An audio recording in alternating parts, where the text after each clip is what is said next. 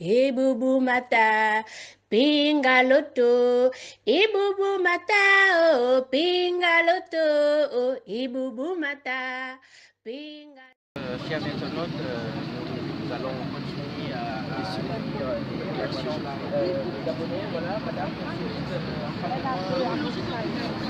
alors, vous partagez le point de vue des autres compatriotes qui viennent de parler. Ça dépend même si c'était quelqu'un de d'abord. Ils sont venus dire non à Bongo Ondimba. Vous pensez qu'il a perdu l'élection présidentielle d'août 2016?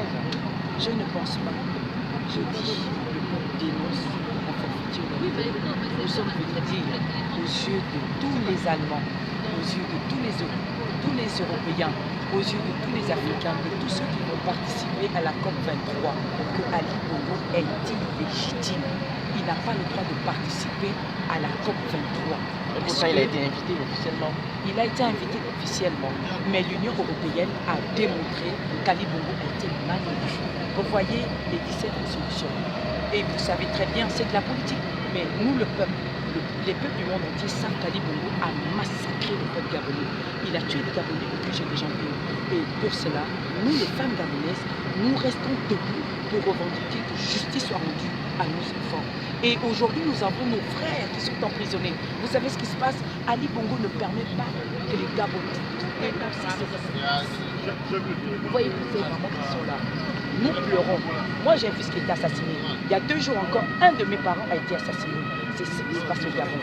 Dès que vous dénoncez, si on ne vous prend pas vous-même, on va prendre un membre de votre famille. Soit on le tue, soit on l'emprisonne. Ali Bongo, aujourd'hui, il n'y a pas de prisonniers politiques. Il y a Zébi Bertrand, qui est un ex-député. Il n'a même pas respecté l'immunité parlementaire. Il a pris, il a mis en prison. Il y a beaucoup de Gabonais qui sont séquestrés aujourd'hui. Nous ne sommes jamais passés en jugement. Il y a une sorte de dictature rampante. Ce n'est pas une sorte de dictature, c'est une dictature pure et dure depuis 50 ans. Un demi-siècle, c'en est trop. Nous n'en voulons plus. Celui que le peuple gabonais choisit n'a jamais gouverné le Gabon.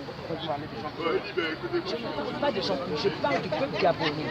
Toutes les fois que le peuple gabonais est allé aux urnes, celui qui l'a choisi n'a jamais gouverné le Gabon.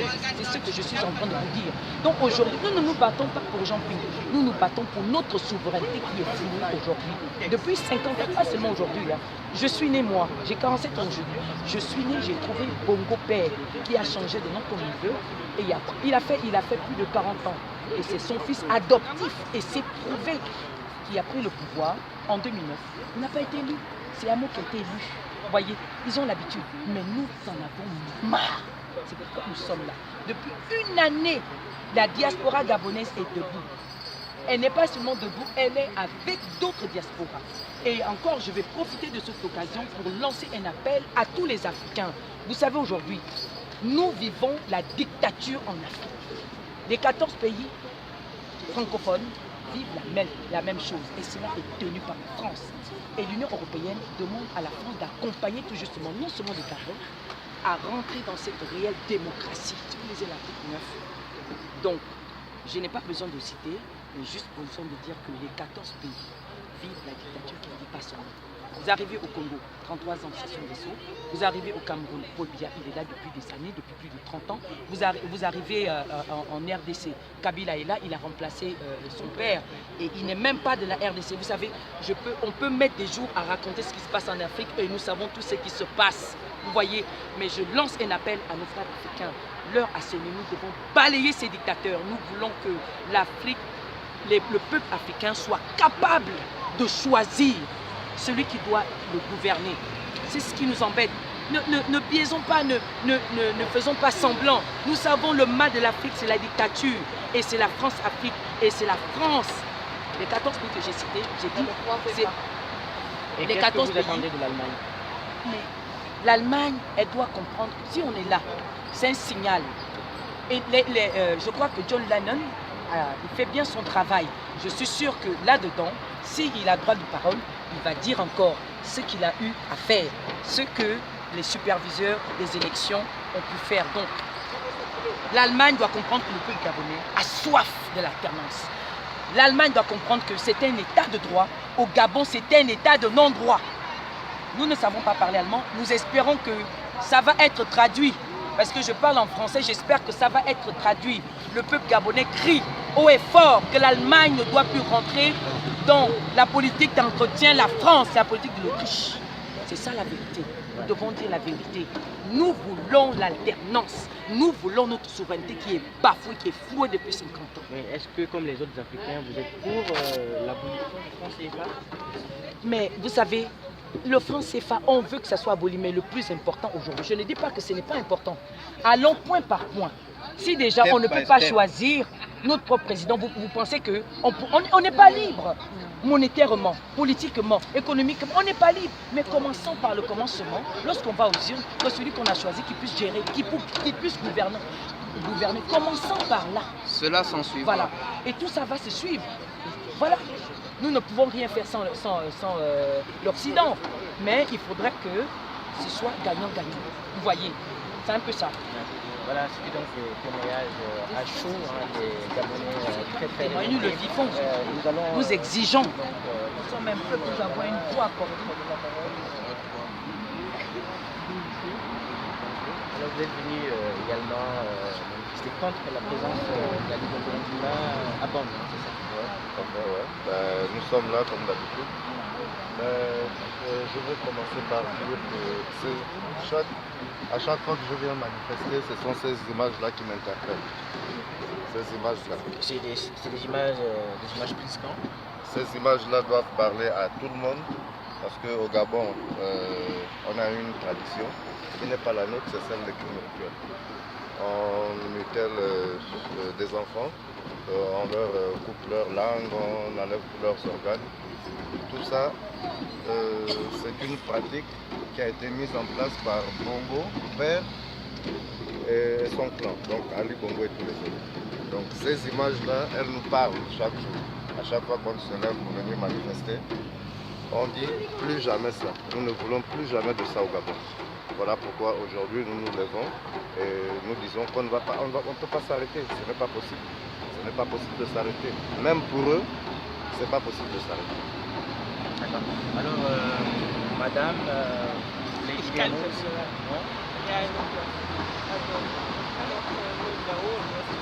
was er vorhin gesagt hat, wir sind hier, weil wir einfach jahrelang gewartet haben, dass es eine Alternance in Gabon stattfindet. Es hat aber nicht stattgefunden. Wir leben hier, also ich mittlerweile lebe seit fast 25 Jahren in Deutschland.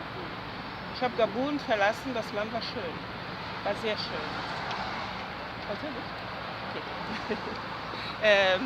Ok. C'était un beau pays, le Gabon. Je me souviens qu'on allait à l'école, on avait des bus gratuits, on avait la bourse. Et chaque fois quand je repartais au Gabon, j'avais toujours cette joie de revoir mon pays. Et je pense que depuis 2009, cette joie est estompée. Je n'ai même plus envie d'aller au Gabon. Et quand je vois, comme le disait le monsieur tout à l'heure, le cas des crimes rituels, je me dis, nous qui avons les enfants, est-ce qu'on peut amener nos enfants au Gabon et être en sécurité? Et c'est pour ça que moi je suis ici. Je ne me bats pas pour un homme, mais je me bats pour le peuple qui ne peut pas crier haut la souffrance qu'ils sont en train de vivre en ce moment-là. C'est tout ce que je peux ajouter à cela. D'accord. Voilà, vous me permettez d'ajouter quelque chose. Madame. Nous sommes à la COP 23 où Ali Bongo est invité, un invité d'honneur qui interviendra. C'est une parodie de COP 23, je le dis, parce qu'au Gabon, il y a des tas d'immondices, des montagnes d'immondices. Il y a des rats qui sont dans des maisons des Gabonais. Il y a la saleté à outrance. Il n'y a pas d'eau dans les maisons pour qu'il y ait la propreté. Donc quand on me parle de la COP23 et qu'Ali fait partie des gens qui défendent la nature, ça c'est se moquer du monde et du monde entier. Parce qu'au Gabon, on ne respecte pas la nature humaine, rien que la salubrité de l'être humain. Quand on ne donne pas de l'eau aux familles, quand on n'enlève pas des ordures ménagères et qu'on les laisse grimper, dépasser les maisons, des rats gros comme des chats, hein, qui attaquent même des chats, sont répandus dans tout le pays. Et on veut me parler de la COP23. Je suis bien désolée, moi je suis ici pour dénoncer une parodie de COP23. Vous êtes vraiment très remonté. Très remonté, parce que je ne suis pas d'accord avec tout ce qui se passe depuis 50 ans au Gabon.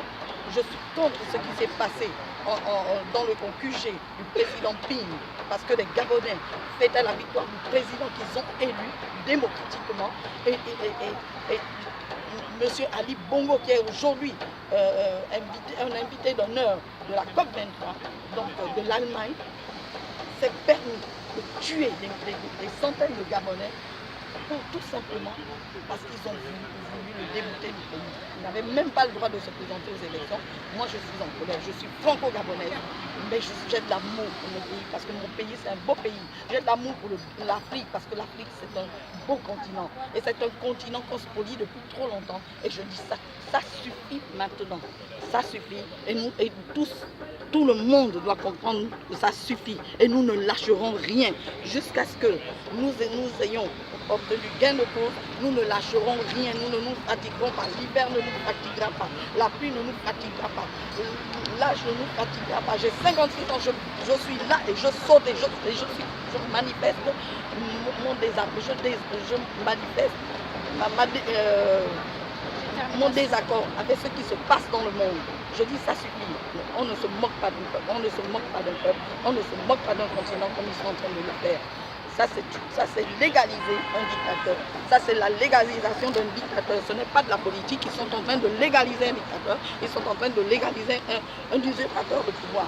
Et cet usurpateur, c'est Ali Ben Bongo. Et nous n'en voulons pas. Nous ne l'avons pas voté. Le monde l'a reconnu. Je ne comprends pas qu'il soit là.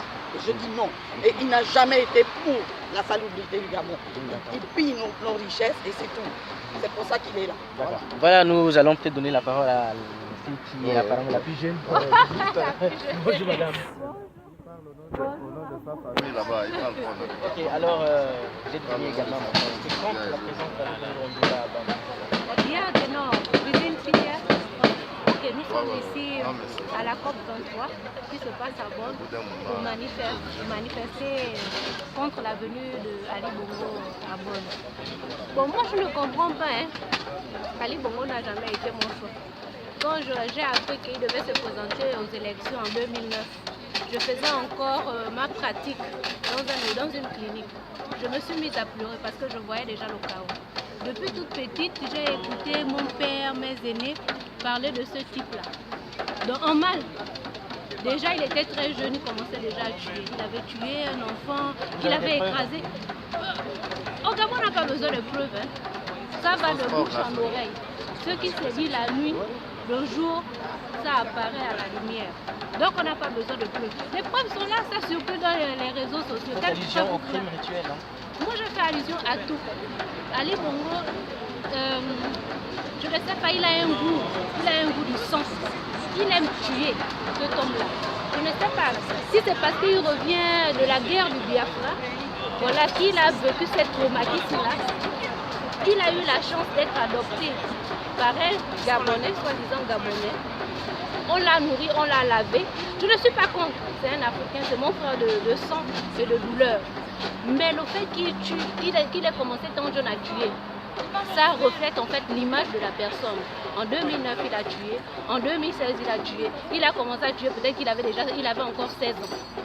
Donc ça n'étonne personne. Quand vous militez pour qu'Ali Bongo cède le pouvoir à Séni, il n'a même pas besoin de céder, il doit seulement libérer le palais. Il n'a pas gagné. Quelqu'un qui n'a pas gagné une élection ne peut pas être au palais. On se demande pourquoi en Afrique, quand les présidents ne gagnent pas aux élections, ils veulent se maintenir au palais. Ils n'ont même plus honte. Ils ne s'inquiètent de rien parce que quoi, ils sont amis avec les dirigeants européens. Bon, on va dire ceux qui ont le pouvoir dans le monde. C'est tout ce qui fait en sorte que Ali Bongo soit encore au palais du Gabon. Je ne comprends pas pourquoi un pays, moi en tout cas, je suis dépassée de cet homme-là. Je ne comprends pas pourquoi un pays comme l'Allemagne, qu'on a libéré du groupe des nazis, accepte qu'un piètre comme Ali Bongo vienne à la COP23 défendre la nature. Quelle nature Ali Bongo va défendre? Moi je ne sais pas. Je ne sais pas quelle nature Ali Bongo va défendre. Ali Bongo a vendu le Gabon aux Malaisiens. Ali Bongo a vendu le Gabon aux Japonais. Tu fais le tour des villes ou des provinces du Gabon. c'est la boue. C'est quand il y a des inondations, quand il y a de la pluie, lors des saisons de pluie. Franchement, vous pataugez dans la boue. Ça, c'est naturel, non? Cette inondation. L'inondation en elle est naturelle, mais quand on est à la tête d'un État et qu'on amasse autant d'argent par an, on est quand même censé construire des routes où les gens, où la circulation, où les voitures circulent normalement. Mais les routes ne sont pas faites. C'est normal que lors des inondations, on patauge dans la boue, comme dans les années, je ne sais pas, 1800.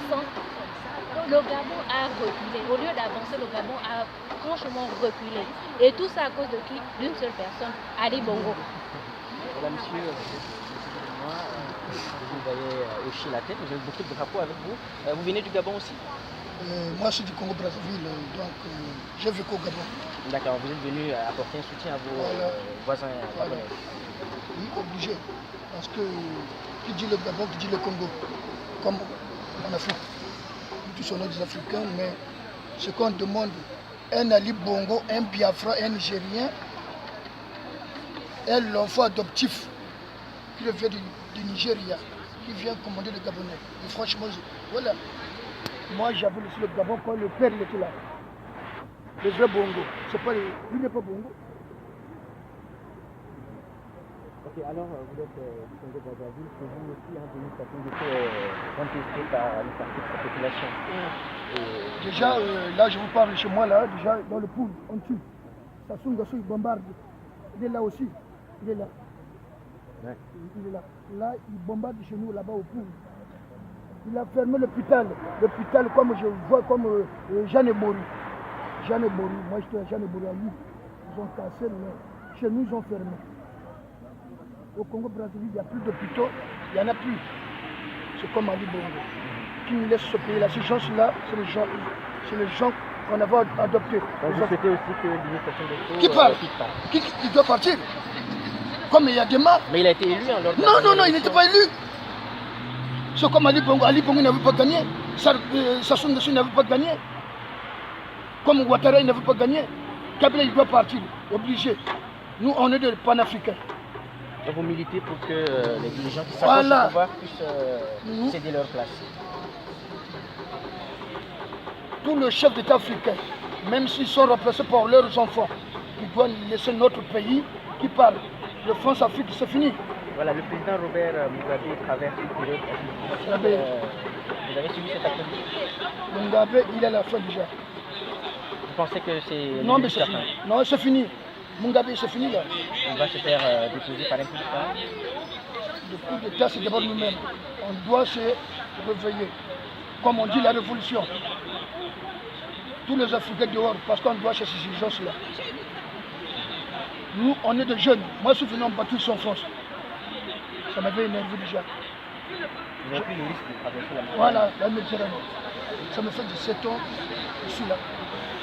Je ne rentre pas chez moi. Donc je veux rentrer chez moi. Mais tous les dictateurs, ils doivent partir. Mais est-ce que vous encouragez les jeunes Africains qui prennent ce risque-là en traversant la Méditerranée?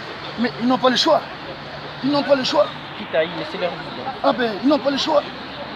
Ça passe mal là-bas. Parce qu'il y a des bombardements, il y a des dictateurs. 32 ans, 30 ans. Le papa, fils, toujours, c'est le même. Nous, on ne veut plus de ça. C'est notre génération. Là, on ne peut pas nous faire tomber.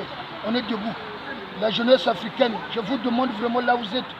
Nous, on a quitté la France, on est venu en Allemagne. Depuis hier, on a pris le bus, on est là. La jeunesse africaine, réveillez-vous. On doit chasser ce dictateur-là. Obligé. On n'a pas le choix. On le fait pour nos enfants. C'est pas nous. Nous, notre jeunesse, c'est déjà foutu. C'est déjà foutu. Moi, je ne les encourage pas, mais parce que c'est normal. Il y a un problème, il y a un problème, il y a un problème, il y a un problème. Il y a un problème. Moi, je suis venu en bateau. J'ai fait le Gabon, j'ai fait le Cameroun, je connais tout. J'avais pris le bateau. Pourquoi j'avais une sans France? Pourquoi j'avais porté tous les drapeaux là? Parce que je connais. Donc vous portez ces drapeaux pour libérer l'Afrique. Voilà, c'est ça. Ça, c'est mon but. Peuple africain, réveillez-vous vraiment là où vous êtes. D'abord, le Congo-Brazzaville, Congo-Kinshasa, le Togo, ils sont là. Réveillez-vous, vous êtes où? le boulot. Nous, on a demandé même nos permissions là où on travaille au moins. On a quitté la France, on a demandé de permission. Pourquoi on vient ici là? Pour chasser ces gens-là. Je ne peux pas reculer parce que mon père, il est décédé, mon père, en août. J'ai perdu ma soeur en septembre. Je ne peux pas rentrer chez moi. Si je rentre, on me tue. Donc je me bats pour ce combat-là jusqu'à l'Afrique sera libre. Toute l'Afrique sera libre. Après, nous, on va rentrer pour aller gérer notre pays, mettre notre pays en route, que ce soit en Afrique. Merci beaucoup. Nous allons encore la parole à des personnes gabonais qui sont là. Bonjour monsieur. Bonjour. Comment vous vous appelez? Moi c'est Bruno Manson. D'accord. Vous êtes Je suis du Gabon, mais je suis allemand seulement, comme je vis ici depuis plus de 30 ans. En fait, s'il faudrait disons, parler du Gabon, il faudrait d'abord remettre certaines choses en place. J'espère que nous les journalistes, vous les journalistes, vous êtes la Deutsche Welle, c'est une radio qui émet un peu en direction de l'Afrique. C'est déjà une bonne chose. Je vous remercie que vous soyez ici. Ali Bongo a fait une communication très négative. Ali Bongo, de par sa personne, n'a pas d'acte de naissance. On ne sait pas comment quelqu'un qui a perdu les élections, au niveau de toutes les organisations internationales, ils ont reconnu que ce type a perdu. Et en perdant les élections, il a massacré les Gabonais. Tout a été vérifié, dit, et en ce moment, les sanctions ont été déjà dites, mais elles ne sont pas encore appliquées. Alors, il faudrait quand même que nos journalistes, dans ce contexte, essaient d'aider l'Afrique dans ce sens. Parce que chaque fois qu'il y a des élections sur place, le perdant est toujours resté au pouvoir. C'est la même chose, il massacre la population avec l'appui de certaines puissances qui sont là pour, disons, garantir. Je parle en ce qui concerne l'Afrique francophone, c'est la France.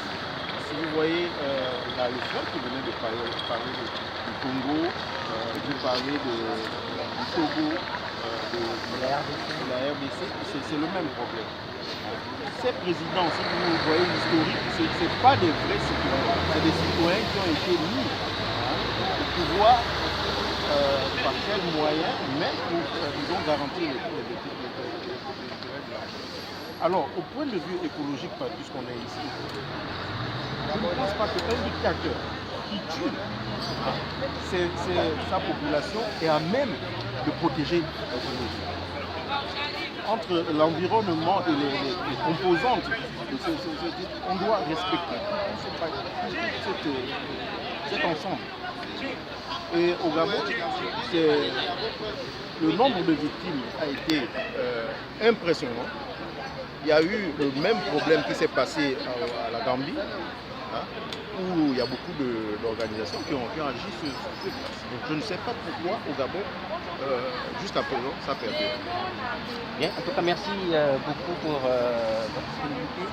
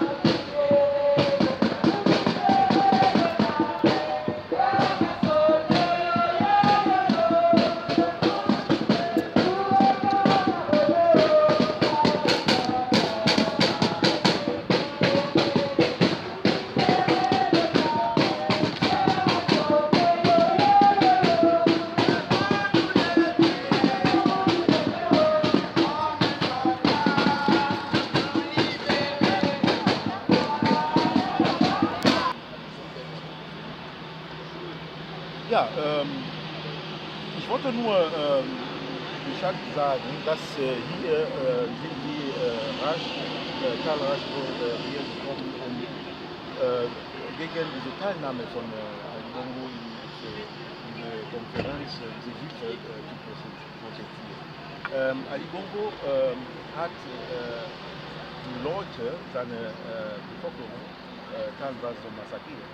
Er ist da mit der Hilfe von Armee, von seiner Milizen in der Macht so geblieben. Bloß die Tatsache, dass die UNO, die EU-Kommission ihn noch nicht anerkannt haben, er reist überall durch die Welt, ja, und er sucht Partner, die ihn noch eine gewisse Legitimität garantieren können. Also wir werden so lange wie so leben, nie aufgeben. Wir werden ihn jagen, wo er so geht, und wir werden immer dabei sein, unsere Stimme hochzutragen. Die Bevölkerung hat Jean-Ping gewählt. Und solange das die ganze Weltgemeinschaft nicht anerkennt, wir werden nicht aufgeben.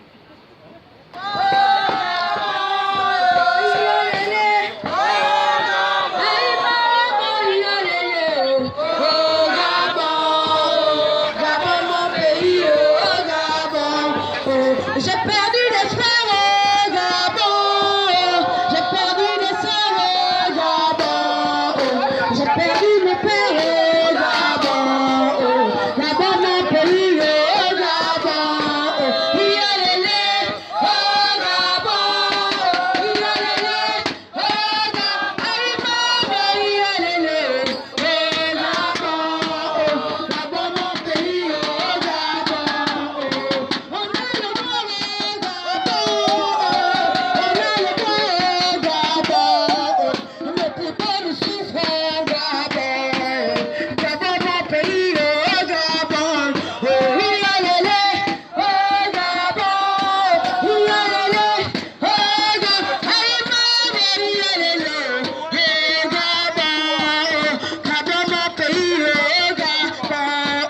j'ai perdu un jambe au Gabon, j'ai perdu Baba au Gabon, maintenant Mamoudou au Gabon, Gabon mon pays au Gabon, Yalele au Gabon, Yalele au Gabon, Aïma Yalele au Gabon, Gabon mon pays au Gabon, on a le droit Gabon, on a le rhum au Gabon, on a le pétrole au Gabon, mais pourtant nous souffrons au Gabon, Yalele au Gabon, Yalele au Gabon, Aïma Yalele au Gabon, Gabon mon pays au Gabon, j'ai perdu des sœurs au Gabon, j'ai perdu des fils au Gabon,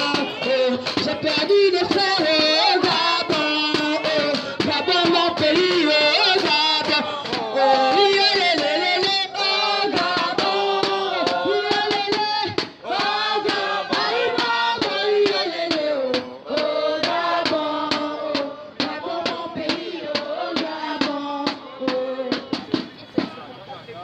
Bonjour, je suis Amélie Zemmour-Renaud, gabonaise.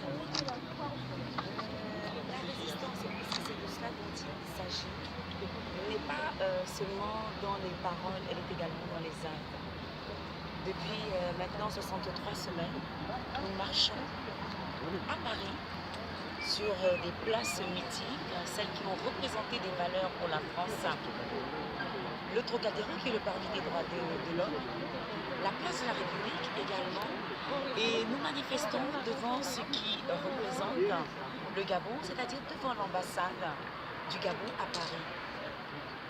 Nous avons pu voir depuis le hold-up électoral du 27 août 2016 une variation au niveau de la morphologie des mouvements, de cette résistance.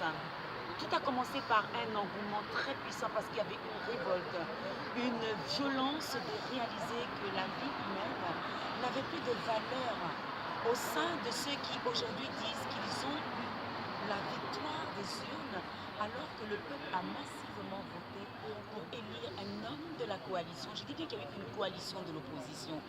C'est Jean Ping, voilà. Donc c'était une coalition de l'opposition et cette coalition s'est mise d'accord pour présenter un candidat. Ça, c'était ce que ne savait pas le groupe d'en face, c'est-à-dire le PDG.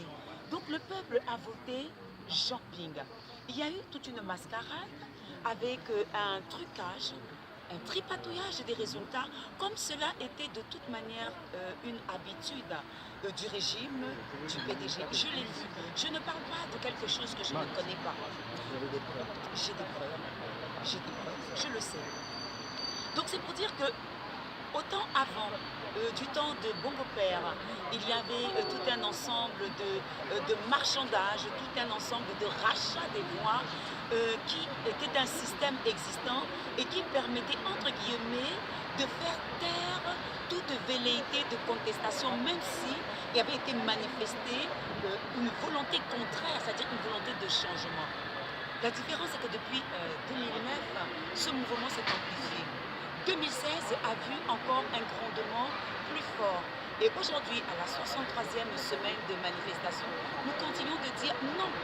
Nous continuons de dire que nos voix comptent. Quand bien même en face, le système PDG dit que la diaspora ne vaut rien, que tous ceux qui sont en France ou dans les différents pays où se trouvent ceux qui résistent ne sont que des groupuscules, mais c'est un groupuscule qui a de la voix, c'est un groupuscule qui a de l'importance, c'est un groupuscule qui exige la liberté, c'est un groupuscule qui exige la justice, c'est un groupuscule qui prône la croissance et non pas l'émergence. L'émergence, c'est un jaillissement. C'est quand on est en face de germes. Mais nous devons, au bout de 50 ans, penser à la croissance. Comment penser croissance tant que des populations sont maintenues sous un joug? Mais souffler? Non. Parce que le souffle nous porte. Sans souffle, nous sommes morts. Mais des personnes ont perdu leur vie. Lorsque nous regardons l'histoire du Gabon, des personnes qui ont revendiqué la justice, la vérité, la paix, ces personnes ont été massacrées, ces personnes ont été tuées. Et il y en a d'autres aujourd'hui qui croupissent dans des prisons, sans aucun jugement, sans aucune voix de la justice qui se lève.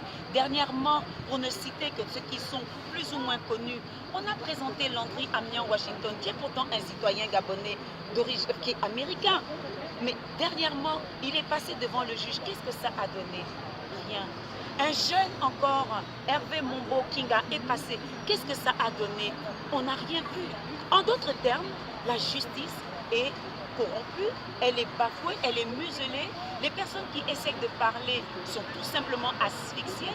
Mais nous qui sommes à l'étranger, en quelques lieux où nous nous positionnons, nous devons parler pour ceux qui sont morts. Nous devons parler pour ceux qui sont éteints. Nous devons parler pour ceux qui sont découragés. Nous devons parler pour ceux qui sont menacés. Parce qu'il y a des menaces de mort.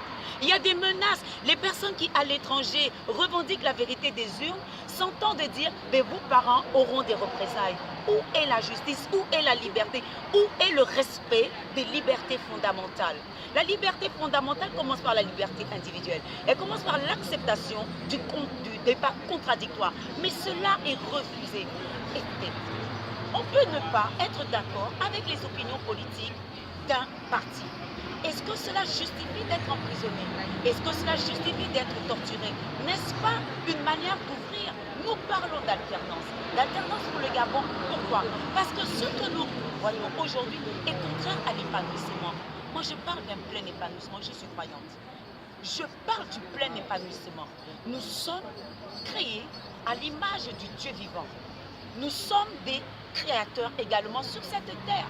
Nous devons agir, nous devons bâtir. Et lorsque cette liberté nous est refusée, comment pouvons-nous transmettre des valeurs à nos enfants?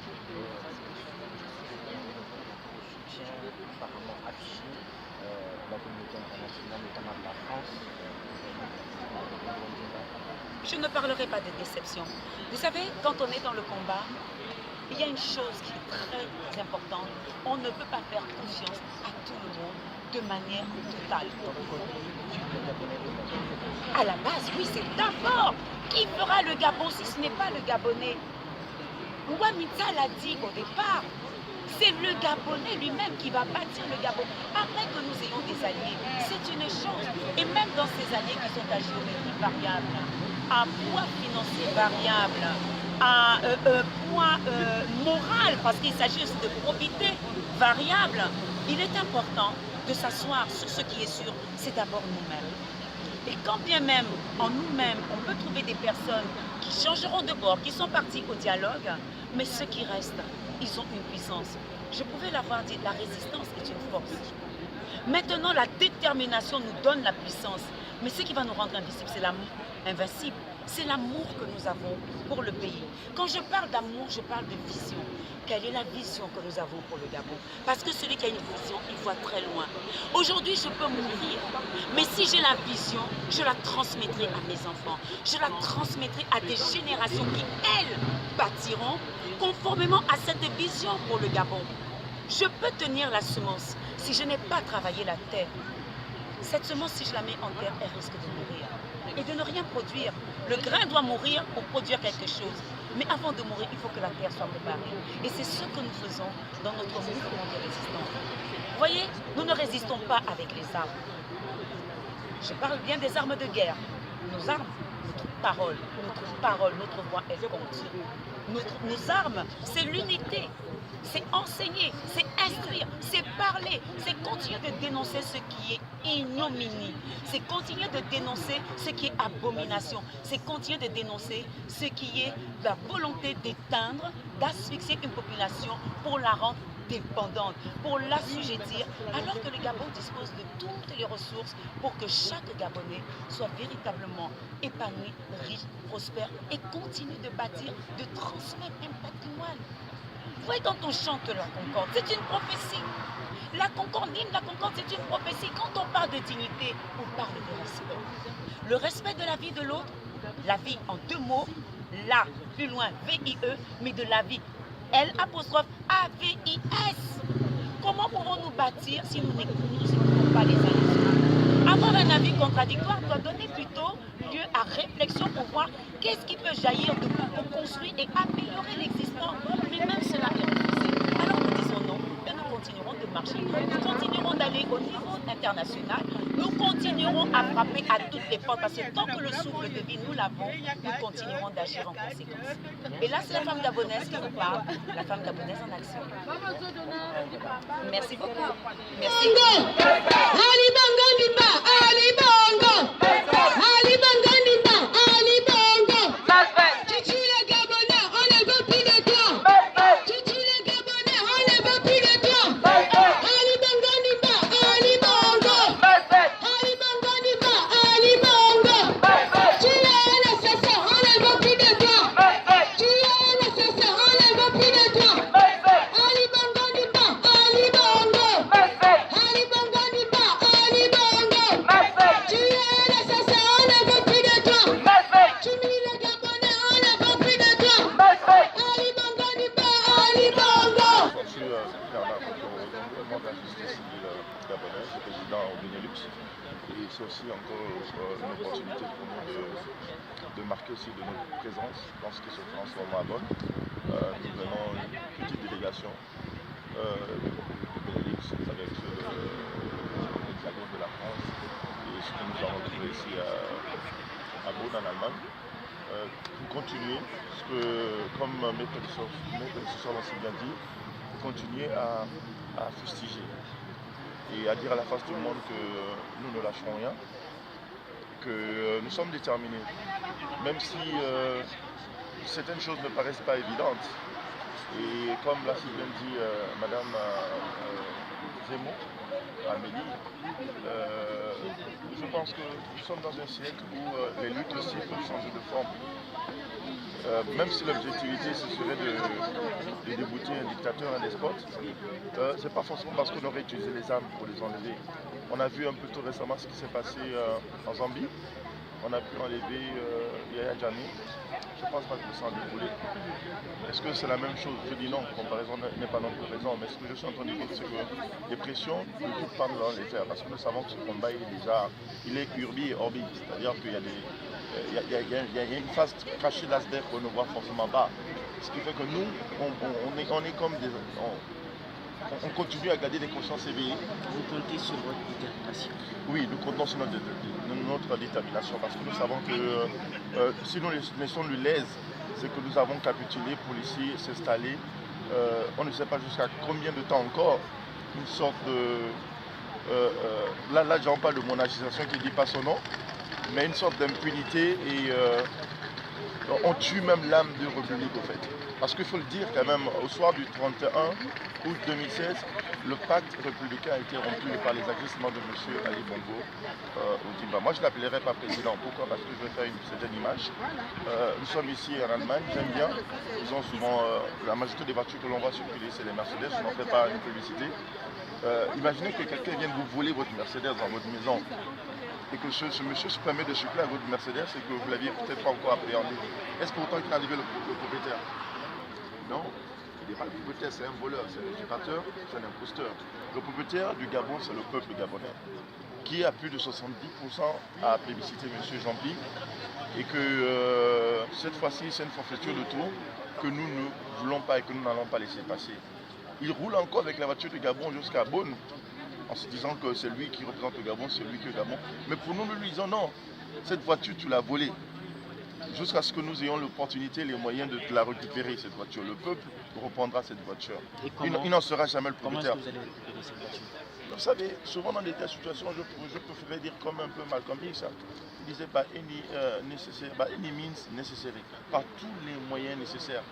Vous pouvez les imaginer. M. Ali Bongo a ouvert ce qu'on appelle une boîte de Pandore.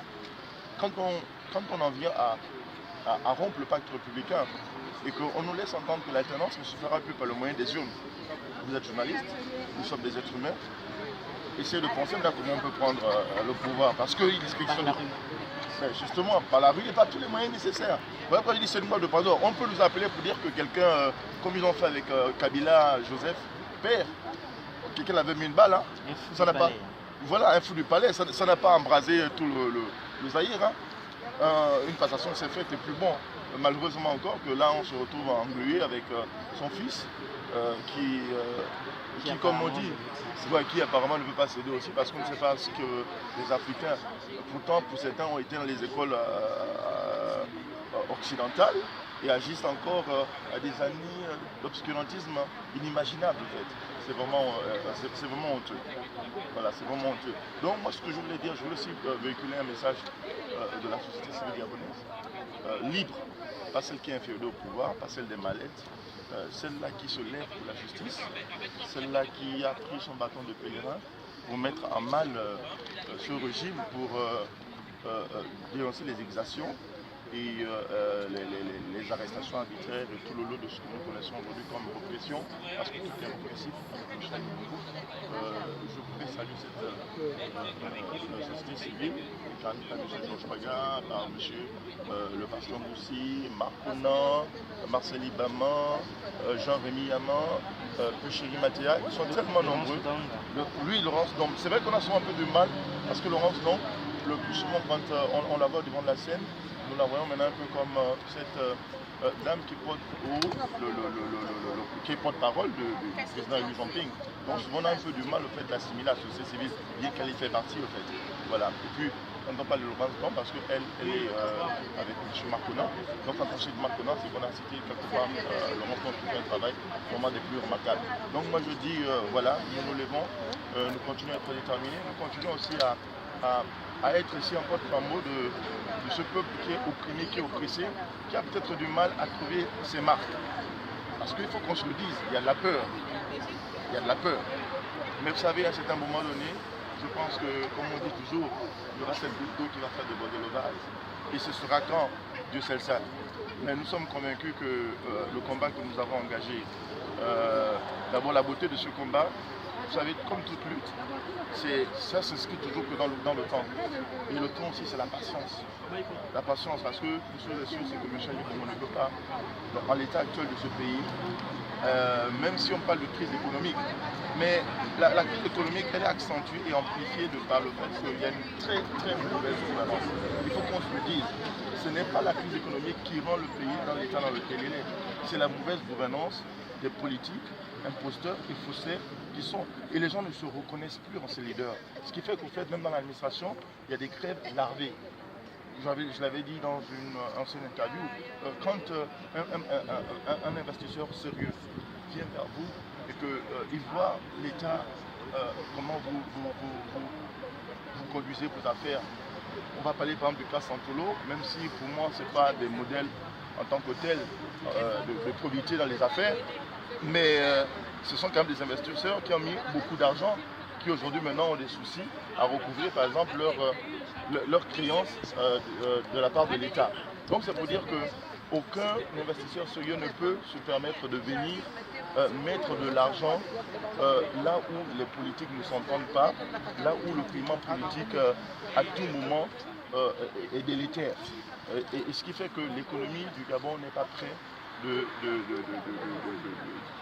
d'avoir une sorte d'embellie à cause déjà de la très mauvaise gouvernance de M. Ali Bongo d'abord de cette année où il y a eu beaucoup de confusion, beaucoup de gabégie. Comme souvent on le dit au pays, ils l'ont pris avec la tractopelle, ils ont carrément pris toutes les recettes du pays pour eux. Mais ce qui fait que ce n'est pas souvent évident qu'ils puissent construire ce pays. Et je voulais aussi dire par la suite, pour finir, que Michel Bongo sache que nous sommes une nouvelle génération. La génération qui est la nôtre aujourd'hui est déterminée et décidée d'avoir un Gabon qui mérite mieux que ce que nous voyons là. La génération Android. Voilà, la génération Android. En ce moment, nous sommes en direct sur Facebook et bien d'autres canaux. Nous sommes suivis et les gens en prennent conscience. Et aujourd'hui, les mensonges d'hier qui pouvaient être dissimulés, nous-mêmes, nous sommes, comme on dit, acteurs. On voit la réalité du terrain, on les apprécie.